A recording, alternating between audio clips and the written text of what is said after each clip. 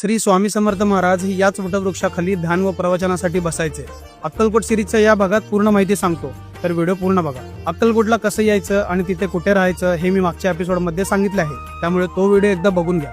तुम्ही जर आदल्या दिवशी अक्कलकोटला पोहोचलात तर पहाटे लवकर उठून 5च्या काकड आरतीला नक्की जा, आणि जर सकाळी पोहोचला असाल तर हॉटेलमध्ये चेक इन करून पहिला समाधी मठाला जा, जे मंदिरापासून हार्डली 1 ते 1.5 किलोमीटरच्या अंतरावर आहे।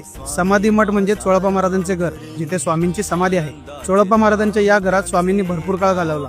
याच मठात स्वामींनी पुनर्जीवित केलेली विहीर आणि स्वामींच्या पादुका आहेत। तसेच येथे दररोज सकाळी पूजा, अभिषेक, महापूजा, धार्मिक विधी भक्त अत्यंत श्रद्धेने करताना दिसतात। इथले दर्शन झाल्यावर जवळच असलेल्या खंडोबा मंदिरला जायला विसरू नका। स्वामी जेव्हा पहिल्यांदा अक्कलकोटमध्ये आले होते तेव्हा ते याच मंदिरमध्ये राहिले होते। आता सकाळी 11 पर्यंत मुख्य वटवृक्ष मंदिरात या, जिथे 11:30 वाजता स्वामींची नैवेद्य आरती असते।